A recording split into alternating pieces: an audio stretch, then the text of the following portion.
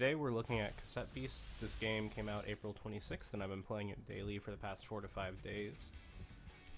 I decided to get this game because I am still looking for games to release that scratch that Pokemon itch, since I'm not getting it from the Pokemon games right now. Plus the game looks super cute.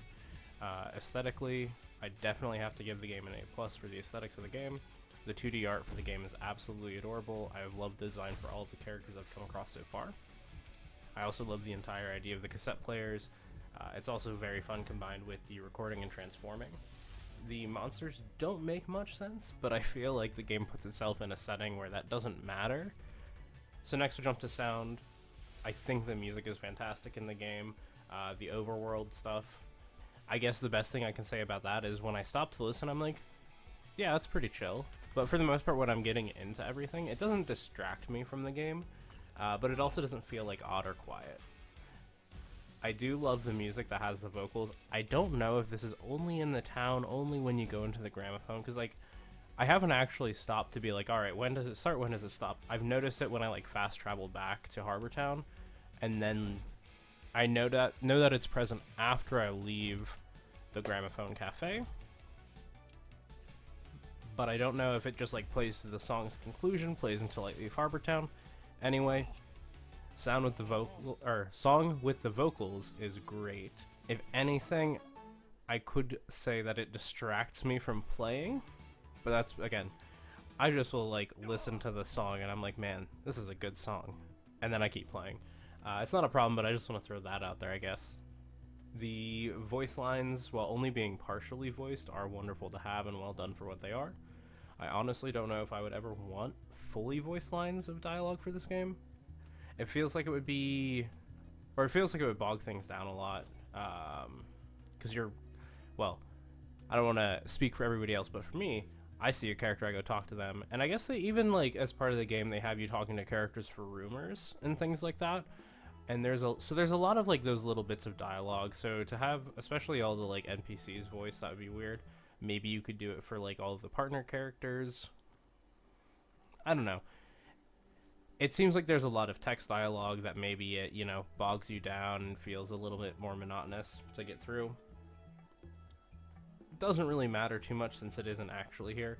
I think the partially voice is completely fine, and it's very nice, especially when you're saying hi or goodbye to characters. It gives them a little more extra personality. It lets me assign a voice to them so I can get a better feel for who they would be. And it's like final thing in sounds would be sound effects. I didn't feel like there was really anything to write home about here. They were completely serviceable. To me, that is a good sign. So next we'll jump to the overworld. Movement in the overworld can feel a little weird at times. The fact that there's no animation for walking diagonally ends up feeling off, but I've gotten used to it.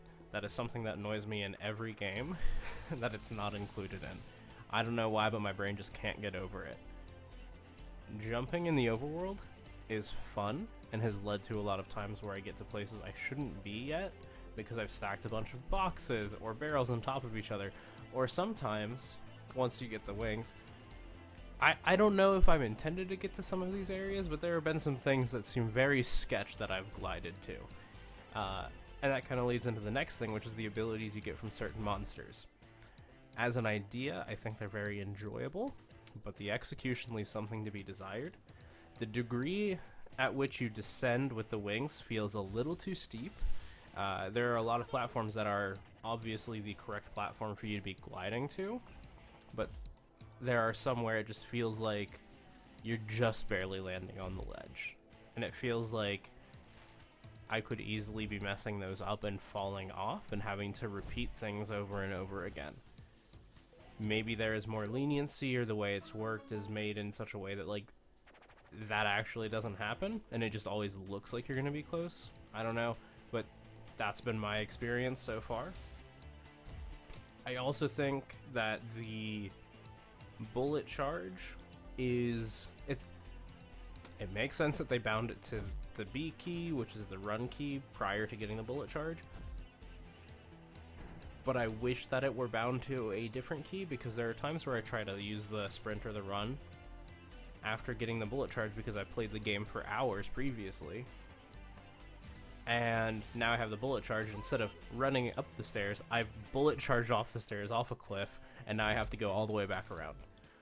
It's not the worst thing, I'm getting used to it, but it is something that seems like it may have been an oversight. Next, on to combat. I really enjoyed the base level idea of combat, that being that you and a partner have up to 6 cassettes that you can transform into, and that both the cassettes and the characters have their own health bars. That said, I have had some issues so far. I feel like a lot of the moves feel useless and the economy of action points seems a bit weird. Maybe as I make it later into the game I'll find areas where certain moves that seem to be underpowered combo well, but for now it's hard to justify using some moves. I also don't know what the modifier on some of the buffs and debuffs are. This may have been explained better, and this may partially be my fault. There was a lot introduced that was an entirely new battle system with typing, new statuses, and other things, and it just feels like maybe I lost something in that like barrage of information. The fusion system has also been confusing as fuck, but cool when it happens. Seeing the fusions is awesome, but I have no idea how the fusion bar works. Like, I understand how it fills up, but there are times where I'll have a full fusion bar, I switch to a different monster, different beast, and I can't fuse, so I don't know if it's just the two that start the combat. I don't know how that works. At first I thought it had to do with, well, at first I thought it was any two confused, but then I ran into a situation like that where I knew my fusion bar was full, switched to 2 different cassette beasts that were not the original 2, like my original one and my partner's original one, and then they couldn't fuse, and I'm like, okay, that's weird. So then I assumed it had to be the 2 originals, and I had used it that way for a little bit, and then later down the line I realized, oh wait, these 2 that are not my original can fuse. So I was wrong. So I don't know how that system works. And again, this may just be something where I was getting a lot of information and sort of like information overload, and I missed something and it's very obvious. I just don't understand it. Speaking of information overload, I do think that the game does a good job of trying to introduce you to type interactions and other mechanics by not giving you the full breakdown of everything until the actual situation occurs. I can only imagine how much more stressed I would have been if that wasn't in place. Finally, story. I've spent a lot of time doing side quests and exploring everything, so I haven't really made a lot of progress in the main plot, but so far it seems like a decent story that gives you a reason to be in this weird world with weird monsters, and that's good enough for me. The characters and their dialogue is very enjoyable. There are also a handful of quests that seem to be tangential to what I consider the main plot that have been very fun so far, even if they are all listed under the main quests, and maybe they are technically main quests.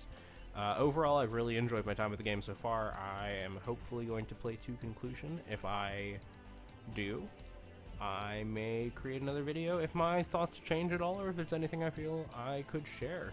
But anyway, that's that.